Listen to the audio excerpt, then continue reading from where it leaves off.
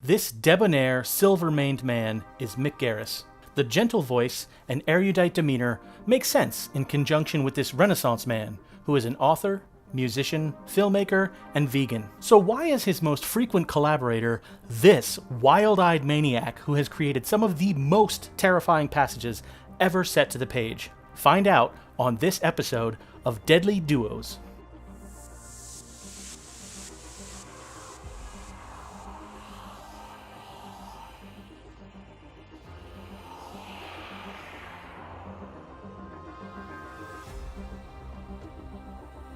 The year is 1992, and Mick Garris is about to direct his third feature film, Sleepwalkers. He's teamed up with Stephen King, arguably the most influential horror author of the modern age, who wrote the screenplay himself from an unpublished short story. By 1992, King was already a master of horror, having created novels that were turned into huge hit films, from Stanley Kubrick's The Shining to David Cronenberg's The Dead Zone. He'd already had adaptations of his work that were considered classics, like Stand By Me and Misery, 3 television miniseries, and he'd even directed an adaptation of his own story with 1986's Maximum Overdrive. He was a huge deal. So how did a director, coming off directing the made-for-TV movie Psycho 4, The Beginning, score such a great gig? In 1976, the year that King's first filmic adaptation, Carrie, was released to rave reviews, Garris was just finishing up an 8-year run as lead singer of the band The Horsefeathers Quintet. He'd already been a journalist for several years, and he started shifting his focus from music to film. As King's novel The Shining came to the screen in 1980, Garris was starting to shoot behind-the-scenes documentaries for films from some other masters of horror, like Scanners, The Howling, and The Thing. He was finding some success in writing for the big screen, but Garris had his eyes on the director's chair. Garris directed his first narrative work in 1986, but that same year he got the most important call of his Hollywood career thus far.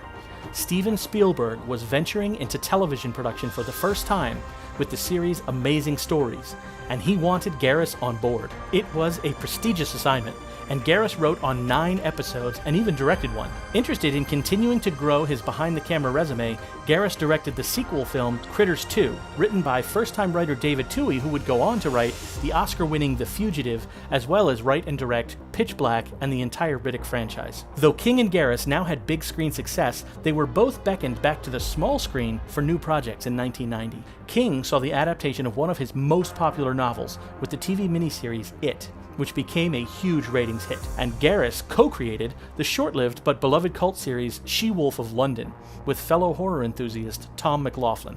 But it was the other 1990 TV project that was just as important to his career. Psycho 4, The Beginning, was a straight-to-Showtime film, but with an impressive pedigree. Anthony Perkins returned in the lead role, and E.T.'s Henry Thomas played young Norman Bates in the flashback story. The film was well received and did big numbers for the cable channel. That success led to Garris being chosen to direct Sleepwalkers. Sleepwalker was the first feature film from Stephen King whose origins didn't lie in an already released story. The film starts off dark and brooding, with a fantastically otherworldly performance from Alice Krige. The film gets wild in the final act, with some big set pieces that are impressive in their scope and execution. King himself had a cameo in the film, along with fellow horror icons John Landis, Tobe Hooper, Joe Dante, and Clive Barker. Though King appeared in the movie, he didn't have much direct contact with Garris during the production. However, he was pleased with the final results. Sleepwalkers doubled its budget at the box office, proving that even untested King material had legs on the big screen. And less than a year later, Garris would add another notch to his belt with Disney's family spookfest Hocus Pocus, which Garris had written 8 years earlier, but finally reached the big screen in 1993 and became a beloved Halloween classic. But even that success could not prepare Garris for the challenge of what came next. ABC wanted to bring King's biggest tale to life in an epic 4-night, 8-hour miniseries. 1994's The Stand was an enormous undertaking, one of the most ambitious projects in television history, with a script topping out at nearly 500 pages and a production that shot in 6 states over 100 days and a cast of over 100 speaking roles. The project would be daunting to any filmmaker. Add to that the rabid love for the source material that could spell trouble for anyone trying to adapt it, and Garris had his work cut out for him. He delivered big time. The series was a massive hit, with all 4 parts scoring nearly 20 million viewers, and reviews speaking well of the gigantic and complex production. It was even nominated for 6 Primetime Emmys, winning 2 for makeup and sound mixing. Aside from King himself and 2 uncredited powerhouse performances from Ed Harris and Kathy Bates, the film also boasted cameos from directors John Landis, Sam Raimi, and Child's Play director Tom Holland. King himself was having a pretty good year in 1994 outside of The Stand as well. Writer-director Frank Darabont brought The Shawshank Redemption to the screen, and it was nominated for 7 Academy Awards, including Best Picture. 1995 and 1996 were interesting years for King. They brought the excellent but unfortunately underseen Dolores Claiborne, which teamed King and Bates for a 3rd time.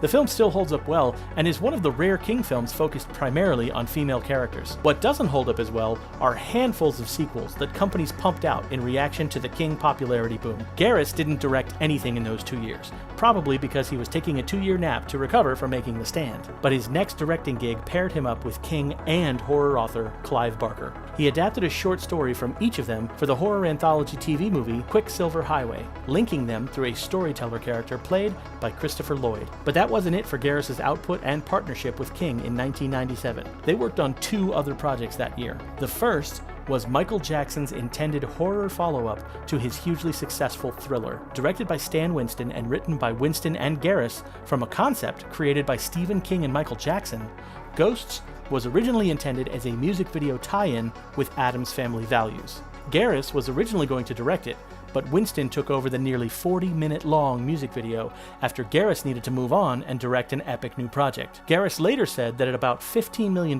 it was the most expensive music video ever made, and Jackson footed the entire bill. The epic new project was something of a holy grail for Stephen King, a remake of The Shining, made as a 3-part miniseries airing on King's frequent miniseries collaborator, ABC. King had never been shy about sharing his dislike of the changes Stanley Kubrick made to his source novel, and now King had a chance to do a version of the book closer to his initial vision. Though it sharply divided fans of the book and the Kubrick film, it was critically well received in 1997, and it had nearly the same size audience as their last epic team-up, The Stand. One result of the film's release was the renewed contention between fans of the various adaptations. It would be 22 more years before horror filmmaker Mike Flanagan stepped in to try and unite those factions by making a filmic version of Dr. Sleep, King's sequel novel, which incorporated both Kubrick's vision and the one that King and Garris brought to life. Their next collaboration, a full 7 years later, would be haunted by real-life tragedy.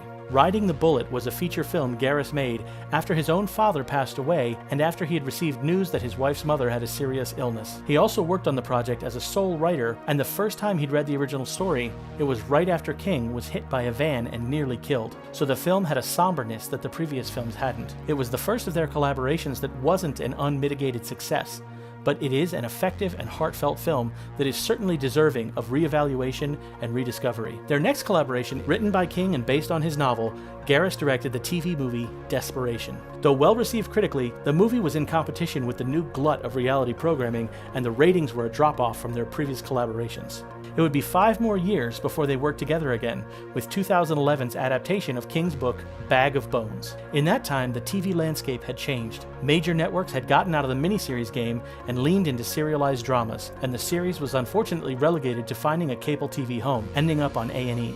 Though it did well for a network of that size, audiences couldn't find the movie, lost in a sea of channel options and little advertising push. The critically well-received film was the last of the King and Garris collaborations to date. But is there still hope for more from this deadly duo? Well, King popularity is currently at its highest peak in years, with it smashing box office records, a new version of Creepshow airing on Shudder, and popular TV series like Mr. Mercedes, Castle Rock, and The Outsider keeping fans entertained. And we know Garris and King are still friends. For the 25th anniversary of The Stand, Garris had King on his podcast Postmortem, which is the only podcast interview King has ever done. So I have a feeling their days of working together aren't over quite yet. What project would you like to see them collaborate on? Let us know. And we'll see you again next time on Deadly Duos.